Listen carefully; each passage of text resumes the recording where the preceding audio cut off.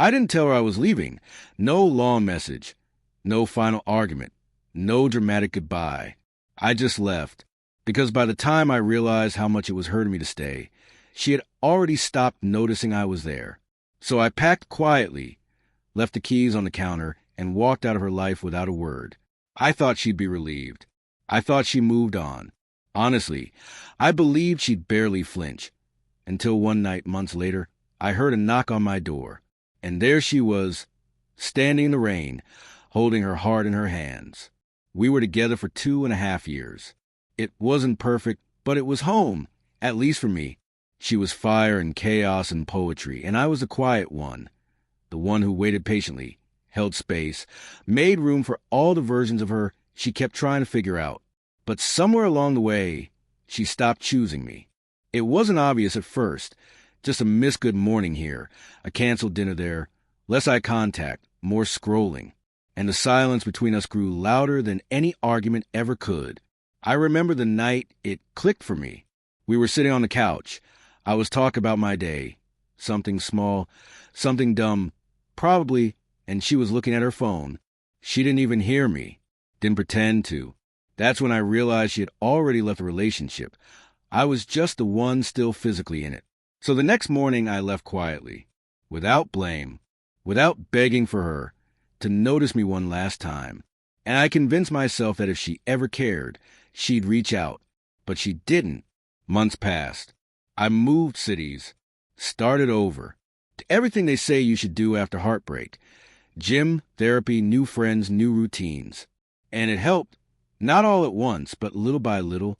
I stopped checking my phone for her name, stopped wondering if she missed me. Because if she had, she would have said something, right? She would have knocked. It was a Thursday night. Quiet. Normal. I had just gotten back from the store when I heard it. 3 slow knocks. At first, I thought it was my neighbor. But when I opened the door, my whole body went still. It was her. Hair damp from the rain. Eyes red.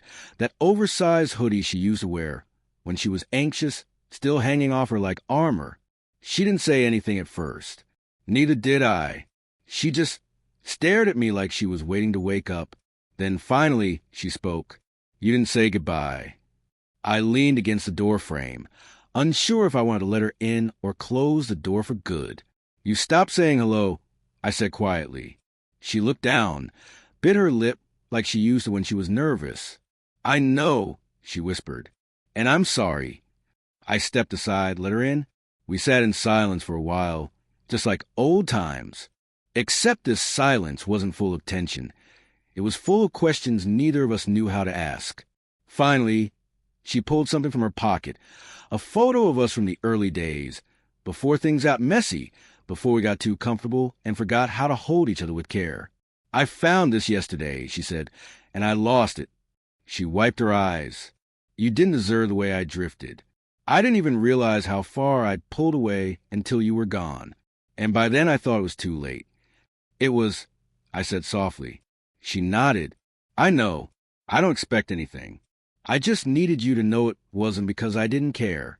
It was because I was so overwhelmed I forgot how to show it.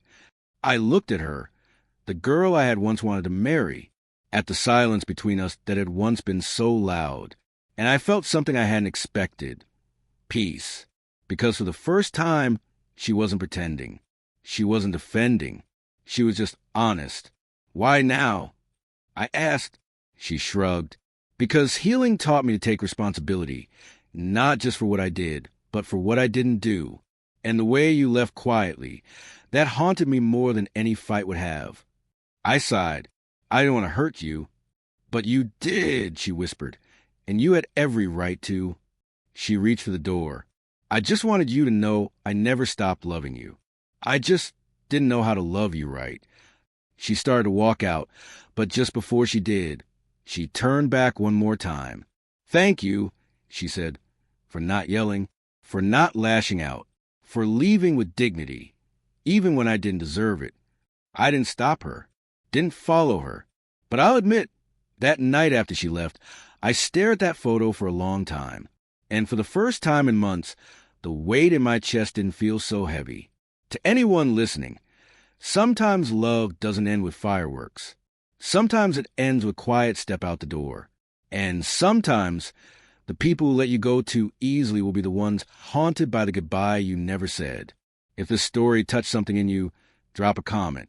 Because healing isn't loud, it's soft. And it starts the moment you choose yourself without needing them to choose you first.